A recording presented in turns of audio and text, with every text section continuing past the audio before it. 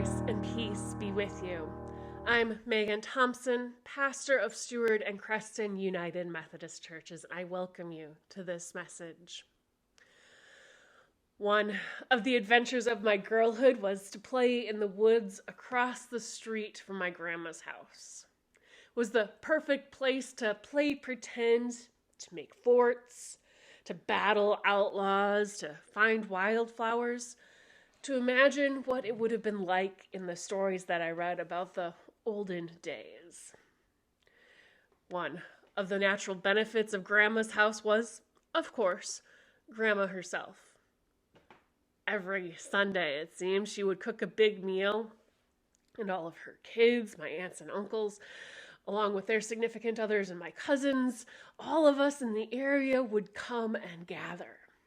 My grandma would get a meal started and at some point declare that it was time for a walk. So the dogs would be leashed, the kids would be jacketed, and out we would go, tramping through the woods or sometimes around the neighborhood, depending on levels of mud. Now, part of the fun of walking with Grandma is her knowledge, encyclopedic knowledge of birds and flowers. She has a name for just about everything. And she passed on to me what a bloodroot looks like, how to identify trilliums, and along with her sister, my great Aunt Ellen, taught me the necessary label of DYFs, darn yellow flowers. Except great Aunt Ellen didn't say darn. From my grandma, I learned to love the wild areas. I learned the names of what I found, and I learned to keep going even when my feet got tired. And how to make time, even on a busy Sunday afternoon, to get outside, to make time for family. She also demonstrated hospitality, of making room at the table, of expecting everyone to pitch in to make sure that dinner happened, whether it was setting the table or clearing the table or washing the dishes afterward. My grandma taught me the steps, along with the rest of my family, of demonstrating what it meant to love nature, of how to welcome folks to the table, of the importance of having some way to help, to belong. Now, she no longer lives in the house across from the woods, but each time I encounter a buttercup, or my daughter Abiella asks me what a flower is, I remember her lessons from the woods. As we know, this past year, it's been harder to get to see our loved ones, and it's been harder to see my grandma and more difficult to take those walks with her. But the knowledge and the love she's passed down to me through those meals, through those walks, through time spent together, that abides. That's the thing about love. It continues to abide, teaching us new things, leading us with the knowledge of what has come before so that we can be prepared for what comes next. Love is a flow, a dance that helps all the dancers show how well they can move together. Love asks us, what is to stop us from transforming the unknown into the known? What is to stop us from courageously and joyfully changing what could be into what is? From making what is in heaven, making here on earth just as it is in heaven. Love invites us to dare to dance, to get tangled up in relationships that help nourish and mentor and guide, to share the good news that the worst thing to happen is never the last thing. And that we are worthy to be caught up in the dance that will never, never die. This Easter season, because Easter is a season, not just a day, we are telling the stories of Jesus who invites us to dance with the mystery that we are loved and we are blessed, and we are invited to live as though we are loved and blessed, to do a new thing in the world just as Jesus did. And so I ask, will you join me in prayer? Lord, may the words of my mouth and the meditations of all our hearts be acceptable in thy sight, O Lord, our rock and our Redeemer. Amen. There's a image that is burned into the American consciousness. It's probably the image of the Lone Ranger, that lone wolf, the tough as nails, do-it-yourselfer that gets things done. A colleague tells the story of her 2-year-old daughter and her father, who was taking his grandchild out for ice cream. After parking the car and lifting the daughter out of her toddler seat, the grandfather offered his thumb. "You have to hold on tight until we're inside the ice cream shop, okay?" he told her. "This is a busy street." Her daughter took one look at his outstretched thumb, wrapped her left fist around her own right thumb, and said, "No, thank you, I can hold my own." If ever there was a perfect slogan for Western Christianity, it might just be that. "No, thank you, I can hold my own." After all, we celebrate the individual and we distrust the communal. We put a lot of stock into our own personal spiritual experiences, my personal relationship with Jesus, my prayer life, my worship, my. I think it's become even more apparent with the precautions we have taken over the past months. The social distancing and wearing of masks. Because we don't want to get too close lest we spread or catch COVID-19, passing on a disease that has killed more than 500,000 Americans in not quite 18 months. So in some ways, our love for personal space has become even more so. And we eye those that would press too closely. We eye them with uncertainty, a little bit of paranoia. And conversely, we don't want anyone telling us how to be safe. And we reject precautions going unmasked, unvaccinated, believing that we know what's best for ourselves. And mixed in all of that is, of course, the belief in loving our neighbors. But sometimes, we feel most comfortable loving them from a distance, preferably with some sort of sound-reducing barrier between us. So when the gospel, as our gospel tells us today, starts to tell us things like, Jesus says, "I am the vine and you are the branches, and those who abide in me and I in them bear much fruit, because apart from me you can do nothing," we start to squirm a little. I mean, I love you, Jesus, but that's a lot. And then Jesus continues, "Whoever does not abide in me is thrown away like branches and withers. Sure, such branches are gathered, thrown into the fire, and burned." And yeah, that's enough to take a gulp and maybe start to rethink this Lone Ranger lifestyle. Because if there's one thing that I've learned from my forays into my grandmother's woods, it's that vines, branches, plant life in particular, doesn't give a hoot about personal space. Left to its own devices, a plot of woods with a single grapevine will become a messy, curly, jumbled up thing. It stretches and it spreads and it invades, taking a bit more for itself every chance it gets. It grows every which way, and that grapevine, not even getting into the curse that is kudzu, becomes impossible to undo. And this is Jesus' metaphor for spiritual life. It's not meant for the "I'll do it myself" set. We are meant to be tangled up together, to live lives of profound interdependence, growing into, around, and out of each other.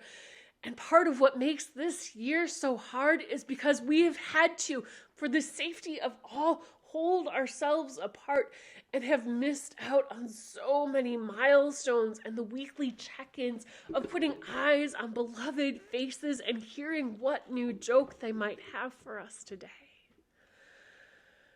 Because, beloved, we are meant to be tangled up together, to guide, to be guided, to cling to the truth of blessing together, and to work towards life in abundance for all.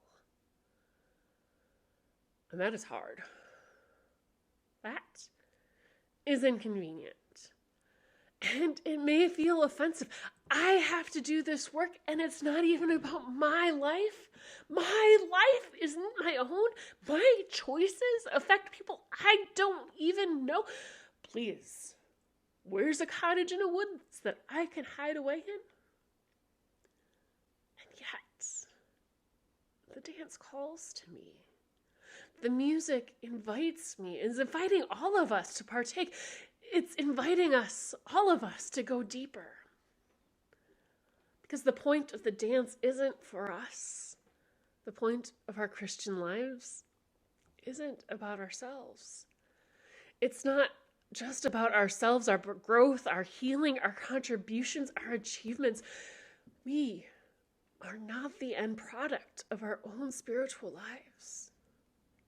And at the same time, we matter more than we can possibly imagine as we use what we have been given to bring life and nourishment into the world. Once, long ago, there wasn't a man from the area he was traveling through. He didn't look like the people he was among, and he didn't fit into the usual categories of identity of what it meant to be male or female. He was neither. But he came to worship God in all of his ambiguity and in all the ways that he defied common labels, all the ways that he was both powerless and powerful, strange yet impressive, ignorant yet knowledgeable. This man was a surprise, a subversion, an expanse. And somehow, with the Spirit's willingness and prodding, another man just happened to join him in his chariot, where the first was reading from the prophet Isaiah. And the first asked for guidance in understanding what he was reading, and the second provided it. Then the first saw water and wondered what would prevent him from being baptized. And the second baptized the first, and then was whisked away. The first saw him no more, and went on his way, rejoicing. This story from the book of Acts has long been a Sunday school story, a vacation Bible school staple. Philip and the eunuch. For all that Philip was a disciple of Jesus in this story, he wasn't the star, but he was the guide, the one who showed the eunuch what was possible, what could be. Philip was able to use what was in his life to enrich the life of someone whose name has not been recorded in history, but whose story remains.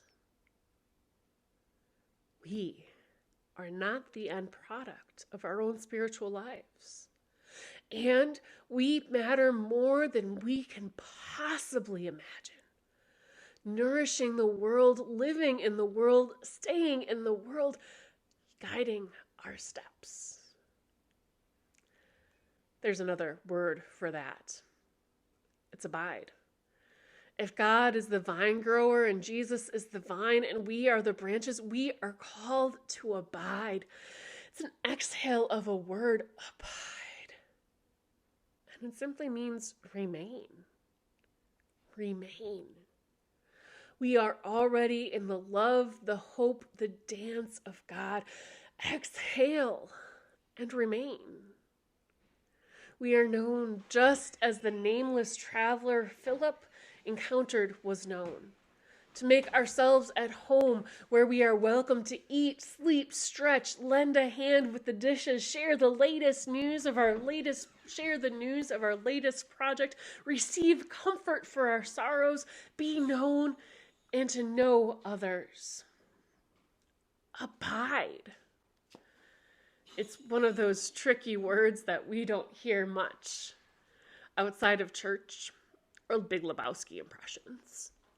It's passive and active all at once. To abide is to stay rooted in place, but it is also to grow, to change, to multiply. It lends itself to vulnerability. If we abide, we will be changed, we will be pruned. It lends itself to risk. If we abide, we will bear fruit others will see and taste. Abide. It lends itself to humility. When we abide, we have to accept nourishment that isn't of our own making. We can't hold it by ourselves. Abide. And it's a relentlessly communal verb. If we abide, we have to coexist with our fellow branches, with the mess, the crowd, the tangle, the gorgeousness of a deeply rooted and wildly fruitful life. Now, I doubt this was ever an easy lesson, an easy metaphor for those who would follow Jesus. And the metaphor of a vine is challenging even now, especially now. We, of course, know the reasons to be cautious and self-protective, to not want to do harm, but also take no stuff. It's hard to confess that we are lost and lifeless on our own. And the idea that our glory lies in surrender and not in self-sufficiency in the face of the group project that we just flunked to the tune of 500,000 dead, well, that doesn't give much hope. But when we are willing to walk hand in hand with someone else, pointing out the buttercups and the song of red-winged blackbirds, when we slow down and work to connect, to listen, truly listen, that vision comes closer.